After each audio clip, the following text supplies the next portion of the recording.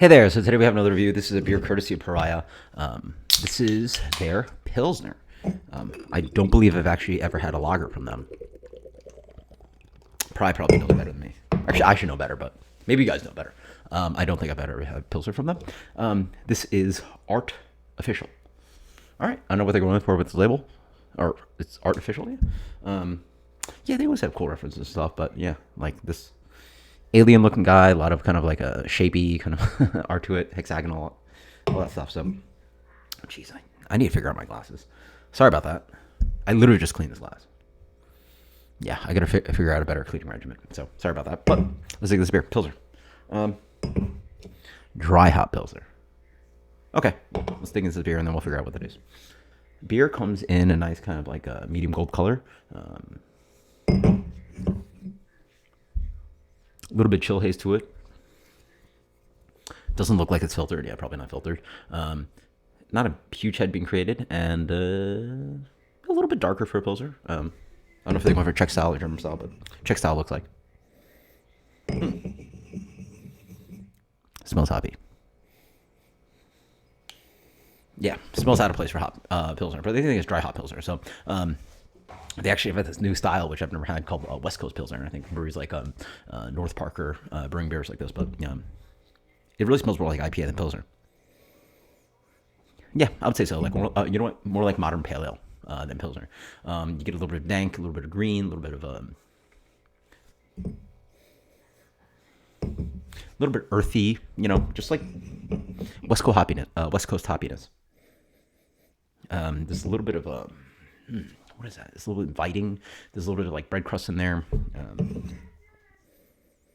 But there's also a little bit of fruitiness. It almost has this like light green strawberry thing going on. Pretty interesting. Cheers.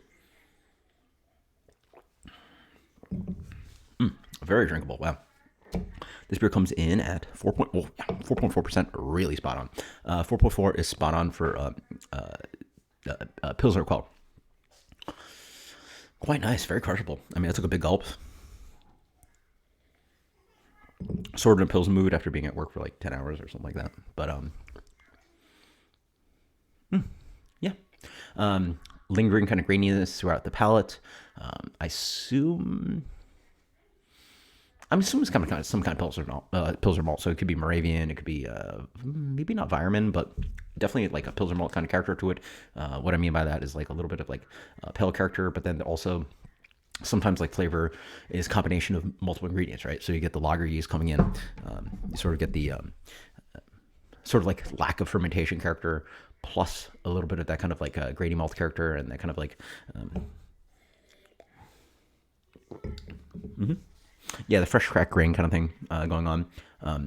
And then it actually is not as hoppy on the palate, which is quite nice. Obviously, that's a goal. You want a beer taste like Pilsner, and it can smell sort of a little bit more exotic, a little bit hoppier, a little bit more West Coasty.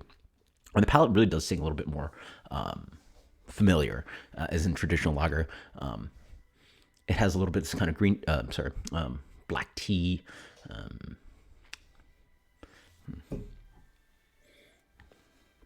little bit of grassiness. Really not that hoppy of a beer. On the palate, it really sings a little bit more. Maybe a little bit more German. Because in general, I find that the German Pilsners end up a little bit more hop forward on the palate versus obviously like a little bit softer, soft water profile, softer everything on Czech Pils, right? Very good, very good. What do they have to say about the beer? This is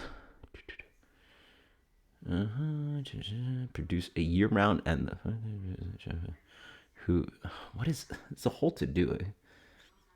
Okay, we break from traditional Pilsner by utilizing American hops, Warrior, Magnum, Crystal, Citra over European malts. Oh, Jesus Christ. So what they mean by is over European malts, because like they mentioned a bunch of hops over European malts. So it's hops on top of the malts versus you wouldn't replace hops with malt, right? That would make no sense. So it's European malts with Warrior, Magnum, Crystal, Citra. If you guys don't know, Warrior and Magnum are pretty solid, just straight bittering hops. Crystal is actually somewhat noble-ish, you know, like I think Crystal. I think yeah, Sierra Nevada actually uses it quite a good amount to not only bitter beer but also give probably a little bit more noble character, and then citrus, obviously, like citra. Notes of citrus, tropical, fruit, and pine. I don't think it's actually that fruity. Again, no candidate, so I'm not quite sure, but it really tastes like solidly like a really delicious Pilsner. By the way, they recommend 38 to 40 degrees on this, which is pretty standard. So like I found some of the New England IPAs you're doing, I felt they were a little bit warm. This product is spot on temperature range for a Pilsner. This is the Dig Mask beer. Now I'm influenced by the flavor characteristics mentioned. Yeah, I can sort of see it. Now you mentioned it, there's a little bit like extra fruitiness. It almost seems like a ale fermentation kind of character, right? But I guess it's the fruitiness of the hops. There's a little bit of this kind of like appley tone to it, so that could be from lager fermentation, but it could just be hints of fruit from the hops. Yeah, there's a little bit eking in, like a little bit of stone fruit, a little bit of like lychee, and like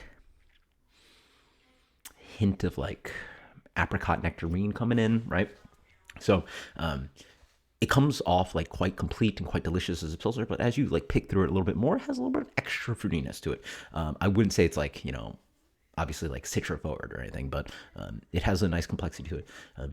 The beer ends up singing a little bit German, a little bit Czech, a little bit American. It does a nice blend of all those. And the good thing about this, the bitterness I never mentioned. Bitterness is actually pretty solid on this guy. It's medium plus, or no, sorry. Solid medium bitterness to this beer. Again, I talked about it last video. This is one of the fun beers where you can sort of have the dissect it and like pick through the elements of this beer, but also just crush it because it is also 4.4%. So again, my analogy is you can do one of these, like at least the Cicerone brain sort of turns on when I do reviews for you guys. So like, how I review a beer, like, and actually talk to one of the master servers out there, Ryan Reed. It is important to sort of replicate your tasting style. So like when you turn on your brain to sort of like dissect a beer, it's sort of like, I've done, we have like going on 3,400, whatever, a gajillion videos on the channel. It's important to sort of replicate the physicality and the characteristics of things you do to sort of put your brain in that place. So with the right hand, picking out the sniff and all that. But there are times where the goal is to do this. And that's just tasty Pilsner. It's not as clean and elegant as I'd like some Pilsners. Obviously, it's American hop, so it has a little bit extra going on, but it is very tasty. This is definitely a crushable beer. If a local brewery made a Pilsner that's good, I'd be very happy.